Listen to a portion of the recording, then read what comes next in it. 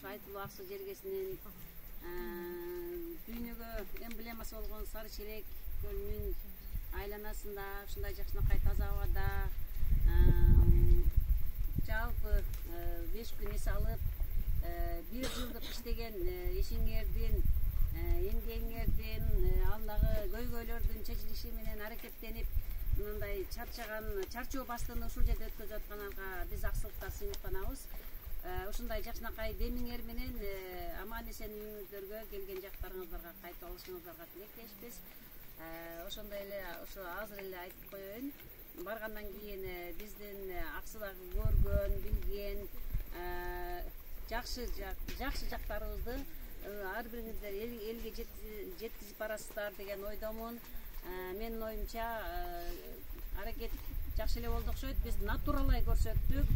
Жасалгалуу эч нерсе жасаган жокпуз. Чындыгында бардыгын өзүңүздөр көзүңөр менен көрүп, кулак менен угуп кетип атасыздар. Элдин жашоосун, жер шартыбызды, бул жерде жасалып аткан иштерди, биздин Аксы Үмүттүү Федерациясынын иштерин дагы кыздарыбыздын аракеттерин, мугалимдер жамаатынын, билим берүү бөлүмүнүн колдоосун ушу сиздерге үлгү катары көрсөтүп атабыз.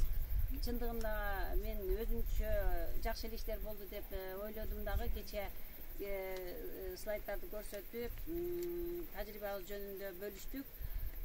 Ошонун катарында да мен бир аз кийин баягы слайдты көчүрүп атканда анча немелер табылбай калды эле, кадрларды азыр ошол боюнча кичинче кошумча айтып коеюн. Мындан мурун мен ал жерде баягы мисалы выездерге кетип атканда, визиттерге кетип атканда, башка иштер менен жүргөндө дагы кайсыл маршруттун бусигинде отурсам, мисалы Оштук болобу, Алабыкандык болобу, Жалал Абадтык болобу, Ташкөмүрдүкү болобу, ошол бусикте кетип атып да жөн кетпестен мен ушу табличкаларды көтөрүп алып элдерди урматтуу жүргүнчүлөр, баягы ат жалына казан асып узун жолду кыскартып кетсек кандай дейсиздер, мага көңүл бөлүп койсоңуздар деп анан баштап алып, анан ошол жерде шофёрдун аркасына туруп алып туруп салондогуларга ошол табличкаларды көрсөтүп, Аксы Улуттук Кыздар Федерациясы боюнча маалыматтарды берип жүргөнмүн да. Анан алар дагы кандай деп биринчи угушпай, кайсы компания бул, анан эмнени бизге таңуулайт экен, же болбосо мага жазыл дейт бекен деп жана компаниялар көбөйүп кетпедиби?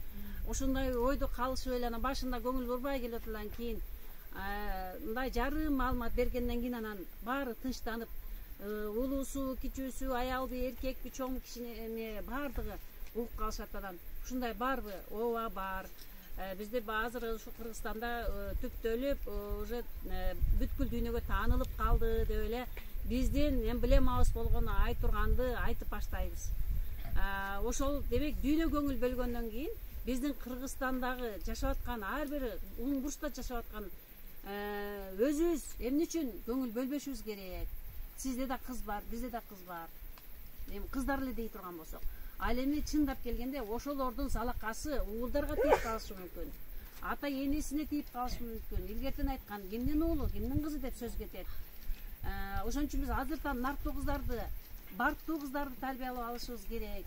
Деп анан кийин айта баштаган менен баарды көңүл бөлүшүп, ушундай бар турбайбы, анда биз барган жерибизге айта барабыз, отурган жерде айтабыз дешип кетишкендерин көрүп, мана мен туура түшүнгөнүңүздөргө рахмат.